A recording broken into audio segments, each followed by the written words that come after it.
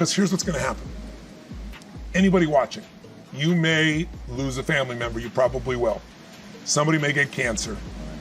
Your business the government might change the rules. They might change things radically that you can't even do anything about it. You might go bankrupt. You might get divorced. I'm not saying anybody will, but no one knows what's gonna really happen in your life. Life's full of uncertainty, but here's what you can know. You can decide no matter what happens, you could have a great time. If somebody like Viktor Frankl can be locked up in Auschwitz and come out of that and experience finding joy in the middle of Auschwitz, then human beings have a capacity they've undersold themselves on. We think that the outside world determines how we feel. If people have to behave a certain way, if your husband or your wife or your kids or your coworkers or whoever, your boss, has to behave a certain way for you to be happy, and if they don't, you're unhappy, then you're always gonna be unhappy, because the more people around you, the more they're gonna change that, because they're all human, right? And if you have to be a certain way to be happy, you're gonna violate it too. So my invitation is, as great as it is to achieve, more important to enjoy. Right. And if you can enjoy every moment in that state, when you're feeling loving and playful and passionate and curious and awe, you treat other people 100 times better than when you're feeling frustrated, pissed off, overwhelmed, worried, stressed, or feeling sorry for yourself. Right. You're gonna be a better parent, you're gonna be a better lover, you're gonna be a better business person, you're gonna have a better life. So my soliloquy is, decide. Decide today and actually say, what if I cut it off? What if I said, I'm not willing to settle and I'm just gonna live in a beautiful state? Doesn't mean you won't feel bad, it doesn't mean you won't stay there. You instantly change.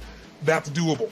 I'm on a mission to help people end suffering. Yeah, it's because inspired, in spirit, the opposite of that is kind of dead, right? So I believe in being inspired, but I'm a strategist at my core. And you know, if you're inspired and you run east looking for a sunset, I don't give a damn how enthusiastic you are, how positive you are.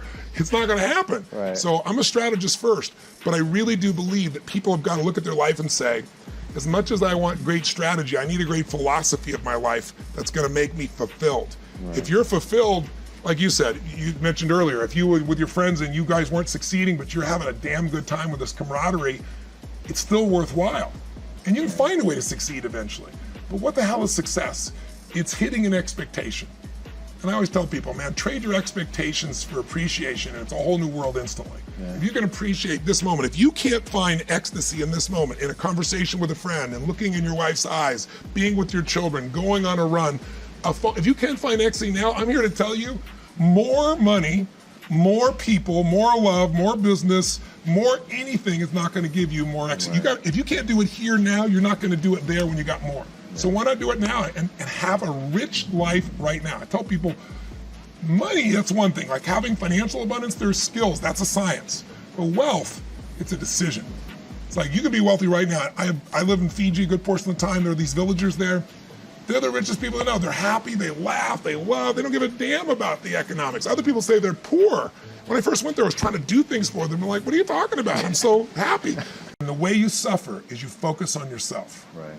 Suffering comes when we obsess about ourselves, what we're getting or not getting, what we should have done, what others should have done for us. It's the me, me, me, me, me game. Right. You, my dear friend, and I say this with no blowing smoke, your primary core is a giver, which is why you're prospering. You're not the me, me, me. You're like, how do I give more, do more, share more, create more? How do we do a better job for our clients? How do we do a better job for our internal customers who work with us, our partners?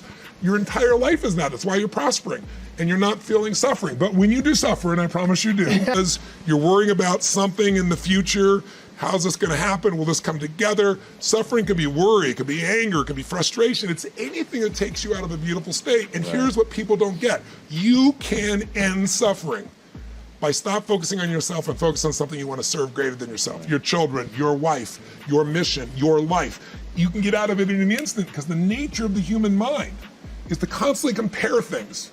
Your mind, your brain is a 2 million year old device, and it is not designed to make you happy. It's designed to make you survive. Right. And that's why it's always looking for what's wrong. But it used to be a saber-toothed tiger so I can protect myself. Now people are worried about what people think about them, or do they have enough money when 2/3 of the planet lives on $2 a day, and you're making $38,000, you're rich. The poorest of the poor in our country are considered rich. I'm not saying they should stay that way.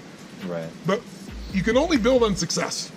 And so my view is, if you're watching, if you're listening to this, my goal would have you consider something. Life is short. We don't know how short it's going to be. But if you only had a week to live, I bet you wouldn't allow yourself to suffer over a little crap that makes you crazy normally. I think you would probably spend time with those you love. You would do what you love. You'd take awe in a sunset. You'd smell the air. You would take in everything in those final moments that you possibly do. So my thing is, why wait? Right. Why wait? Why not just decide that if I start to suffer, I know the solution, because suffering is me obsessing about me.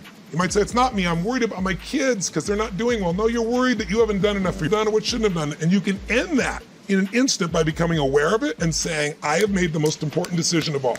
Right. I'm gonna live in a beautiful state.